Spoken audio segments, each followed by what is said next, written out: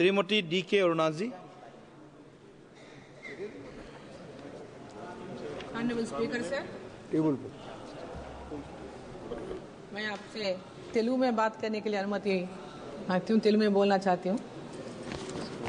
తెలంగాణ రాష్ట్రంలో వాల్మీకి బోయ వర్గాలను షెడ్యూల్ తెగల జాబితాలో చేర్చడం అనేటటువంటి అతి ముఖ్యమైనటువంటి అంశంపై ఈరోజు ఈ సభలో మాట్లాడేందుకు నాకు అవకాశం ఇచ్చినందుకు ధన్యవాదాలు అధ్యక్ష.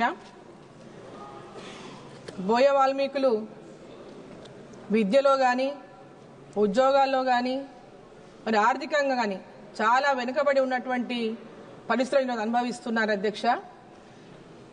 పురాతన కాలంలో వీళ్ళు వేటకు పోయేటటువంటి వాళ్ళు. ఈరోజు వాళ్ళకి ఎలాంటి కులవృత్తి లేదు. బోయ వాల్మీకులు పక్క రాష్ట్రమైనటువంటి కర్ణాటకలో ఇతర అనేక రాష్ట్రాల్లో ఎస్టీలుగా గుర్తింపు పొందుతున్నారు. కానీ తెలుగు రాష్ట్రాలైనటువంటి తెలంగాణలో కానీ ఆంధ్రలో కానీ వారు ఇంకా వెనుకబడినటువంటి తరగతుల జాబితాలోనే ఉన్నారు. దీనివల్ల వాళ్ళకి చాలా అన్యాయం జరుగుతూ ఉంది అధ్యక్ష. తెలంగాణలో ముఖ్యంగా 5 లక్షల మందికి పైగా జనాభా బోయ వాల్మీకులు ఉంటే ఉమ్మడి మహబూబ్ నగర్ జిల్లా మా పార్లమెంటులోనే అత్యధిక శాతంగా బోయ వాల్మీకులు ఉన్నారు.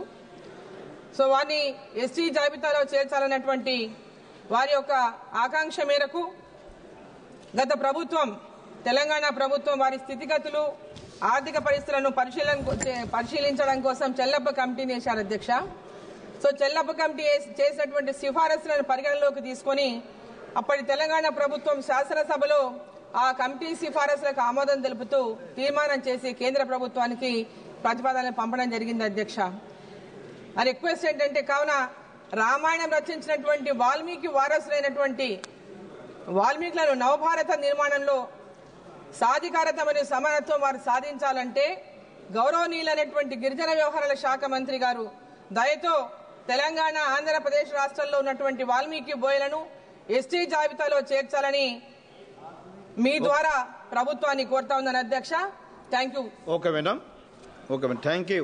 Your concern is given the ST status to these communities. This is your concern. Thank you. Shri Anoop Chandra